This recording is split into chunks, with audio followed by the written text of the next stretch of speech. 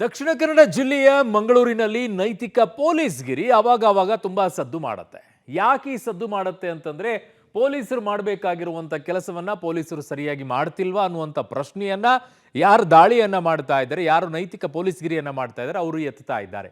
ಹಾಗಿದಾಗ ನಿಜವಾಗಿಯೂ ಕೂಡ ಮಂಗಳೂರಿನಲ್ಲಿ ಆಗ್ತಾ ಇರೋದೇನು, ಇವತ್ತು ಯಾವ ರೀತಿಯಾಗಿ ದಾಳಿಯನ್ನ ಮಾಡಿದ್ರು, ಯಾವ ಸಂಘಟನೆ ಮಾಡಿತು, ಅದರ ಎಲ್ಲ ಡೀಟೇಲ್ಸ್ ಇಲ್ಲಿದೆ ನೋಡಿ. ದಕ್ಷಿಣ ಕನ್ನಡದಲ್ಲಿ ನೈತಿಕ ಪೊಲೀಸ್ಗಿರಿ ತಣ್ಣಗಾಗುವ ಯಾವುದೇ ಲಕ್ಷಣಗಳು ಕಾಣ್ತಿಲ್ಲ. ಮಂಗಳೂರಿನ ಬಿಜಾಯ್ನಲ್ಲಿ ಮಸಾಜ್ ಸೆಂಟರ್ ಮೇಲೆ ರಾಮ್ ಸೇನಾ ಹೆಸರಿನ ಹಿಂದೂ ಪರ ಸಂಘಟನೆ ದಾಳಿ ನಡೆಸಿದೆ. ಅನೈತಿಕ ಚಟುವಟಿಕೆ ನಡೆಸ್ತಾ ಇರುವ ಆರೋಪ ಮಾಡಿ ಪ್ರಸಾದ್ ಅತ್ತಾವರ ನೇತೃತ್ವದ ರಾಮ್ ಸೇನಾ ಸಂಘಟನೆ ಸದಸ್ಯರು ದಾಂಧಲೆ ನಡೆಸಿದ್ದಾರೆ. ಪೀಠೋಪಕರಣ ಧ್ವಂಸ ಮಾಡಿ ಓರ್ವನ ಮೇಲೆ ಹಲ್ಲೆ ನಡೆಸಿದ್ದಾರೆ. ಮಂಗಳೂರಿನಲ್ಲಿ ಮಸಾಜ್ ಸೆಂಟರ್ಗೆ ದಾಳಿ ಮಾಡಿದ ಹೋರಾಟಗಾರರು ಪೀಠೋಪಕರಣ ಗಾಜು ಪುಡಿಗೈದಿದ್ದಾರೆ. ಮಸಾಜ್ ಸೆಂಟರ್ ಮುಚ್ಚುವಂತೆ ಆಗ್ರಹಿಸಿದ್ದಾರೆ. ದಾಳಿಯ ವಿಡಿಯೋಗಳು ವೈರಲ್ ಆಗಿದ್ದು ಭಾರಿ ಆಕ್ರೋಶ ವ್ಯಕ್ತವಾಗಿದೆ. ಈ ಬೆನ್ನಲ್ಲೇ ದಾಳಿಯ ರೂವಾರಿ ಪ್ರಸಾದ್ ಅತ್ತಾವರನ್ನ ಸಿಸಿಬಿ ಪೊಲೀಸರು ಬಂಧಿಸಿದ್ರು. ಸಿನಿಮಾ ಸ್ಟೈಲ್ನಲ್ಲಿ ಮನೆಗೆ ದಿಢೀರ್ ಭೇಟಿ ನೀಡಿ ಪೊಲೀಸರು ಕರೆದೊಯ್ದ್ರು.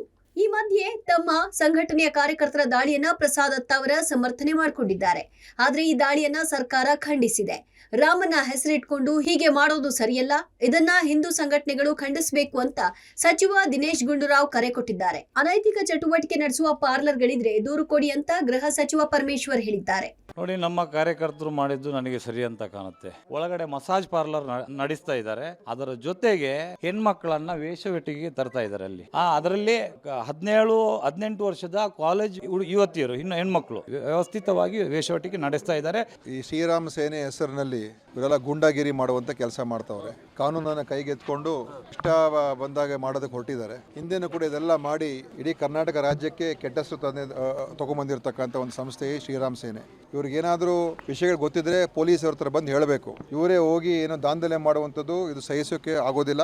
ಯಾವ ಉದ್ದೇಶಕ್ಕಾಗಿ ಅವ್ರು ಮಾಡಿದ್ದಾರೆ ಗೊತ್ತಿಲ್ಲ.